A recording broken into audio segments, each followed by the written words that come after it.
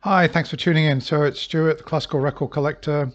I'm making this video just to give some feedback on the Rega Planar 2, which I bought recently. I've had it 2 weeks, I think, and I've had enough time to have a really good listen to it and to make some comments comparing it really with what I had before, the Bush, I forget the MTT1, I think it was, or MT11. Admittedly, a very low cost player, and it served its purpose. It was, it was good enough to get me back into records. It had some problems with it. It wasn't stable in in its speed. When it got to the middle of the record, on some records, it would start, particularly on wind instruments, you could tell that it was losing stability in the speed and end of side distortion. I mean, it was capable of sounding quite reasonable, and some records it could play through without any problems, but it did skip a lot. Excuse me. My skipping problems have come to an end since I got this Rega Planar 2. I've not had any skipping at all.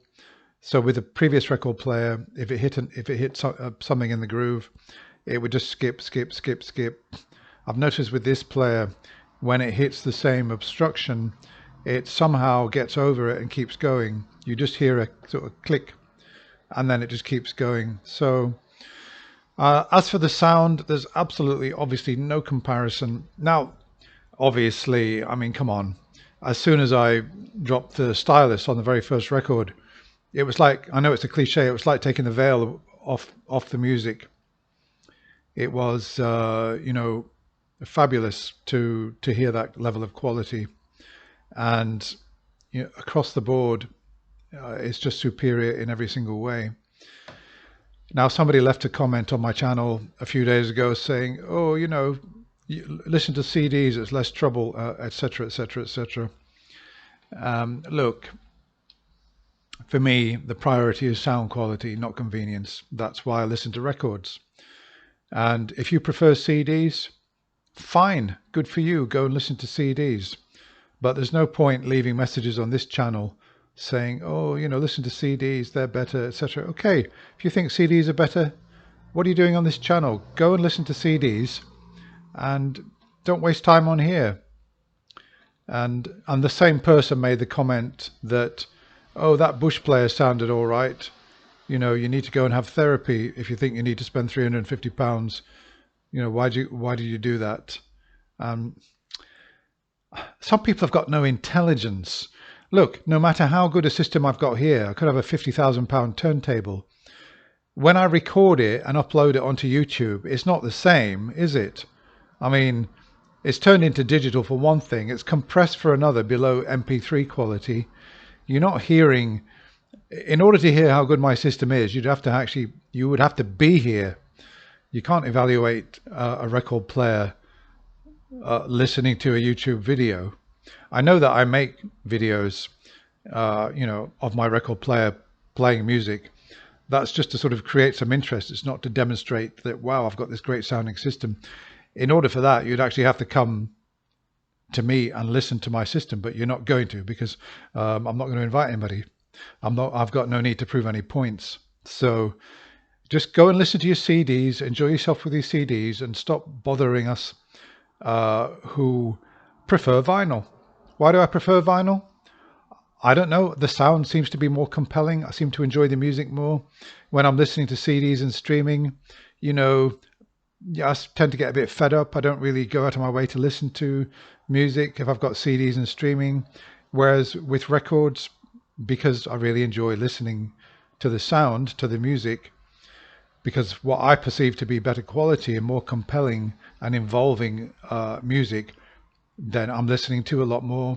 I'm listening to much, much more music than I have done for years. So yeah, if you don't like vinyl, if you want convenience and CD, go for it. All right. Yeah, so that's it really. Absolutely. Oh, I wish I bought a Rega back in the 90s. I shouldn't have wasted my money on a Lynn Sondek LP12, should I? Or maybe I should have stuck to my system deck. But if I'd had a Rega back in the 90s, the odds are I would have just stuck with it. But better late than never. So at the moment, I don't see any need to upgrade the stylus. I probably will do eventually. But I'm completely happy with my system as it is at the moment. And yes, it was worth 350 quid is absolutely nothing in the big picture.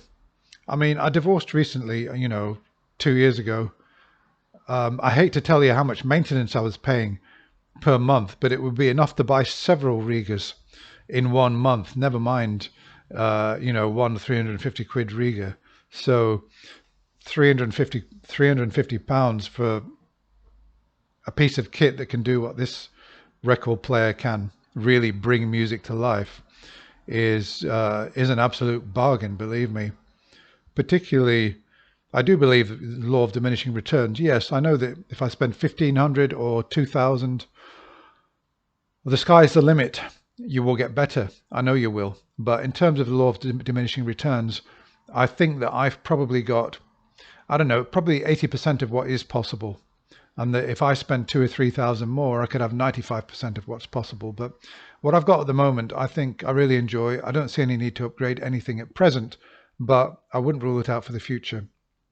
That's all anyway. Yeah, so great success story with the Rega. Thanks for the person who commented recommending the Rega, because as a result of that recommendation, the person said to me, because I went through some other turntables that I was interested in, and the advice was the Rega, out of all of the ones I listed, is the only true hi-fi turntable that has got credibility in the audiophile world.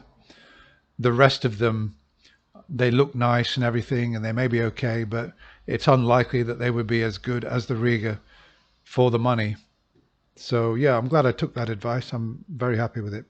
Thanks a lot for watching. Bye for now.